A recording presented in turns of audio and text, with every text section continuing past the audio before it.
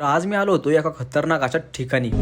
तर जय महाराष्ट्र भावांनो आणि त्यांच्या बहिणींनो. तर खूप दिवस झाला आपण काय ब्लॉग अपलोड केला नाही, म्हणलं आज करूनच घ्यावं. मग जरा कपडे घातले आणि काढलेली कपडे गोळा केली. आता बॅकग्राऊंड काय लक्ष जास्त देऊ नका, कारण बॅचलर पोरं म्हणलं की असंच असतंय व जरा समजून घ्या. तर या आठवड्यामध्ये मला जास्त काम असल्यामुळे जरा ब्लॉग आपल्याला अपलोड करता आला नाही. असो, आता होतीलच. मग मस्त असं आवरलं आणि चहा प्यायचं ठरवलं. मग योगीराज रूम मध्ये बसलो होतो, आज यांनाच कंपनी सुट्टी. मग म्हणलं चला शेट येऊ चहा पिऊन मस्तपैकी. चहा प्यायला आलो जस्टीला, पण जस्टची घेतली आम्ही कॉफी, जे की एकदम क्वालिटी बनवतात बरं का, एकदम मस्त अशी. कपावर कप आदळून पिऊन घेतले आणि रूम कडे निघालो. मग जात असताना थोडा विचार केला, म्हणलं जाऊ कुठं तर बसू आपण जरा शांत हवेला. आणि मग ठरलं आणि येऊन इथं टेकडीला गेरलं. आईला यमक जुळला बघा. कर्वेनगर मधली लोक येऊन इथंच बसतात आणि त्यांना बसण्यासाठी सोय एकदम उत्तम अशी केली. हे झाड बघून मला जरा भीतीच वाटली. मग मी तिथून पळ काढला आणि म्हणलं आता जाऊन वर वाऱ्याला बसू थोडं, म्हणजे कसं वारं लागेल. आणि मग वर टेकडीवरती आल्यानंतर बघू शकता इथून तुम्हाला सिंहगड बघायला मिळतो. म्हणजेच मला सिंहगड बघायला मिळाला. एवढा मस्त असा व्ह्यू इथून खतरनाक भारी वाटलं. मग म्हणलं कुठं तरी आपल्याला शांत बसू, थोडं जरा मोकळी हवा मिळली तर आनंद घेऊ हवेत. आणि टेकडीवरती बघू शकता तुम्ही तर टावर बांधलाय कशासाठी, तर व्ह्यू बघण्यासाठी. मग आम्ही पण आलो इथं. मस्त असा व्ह्यू होता,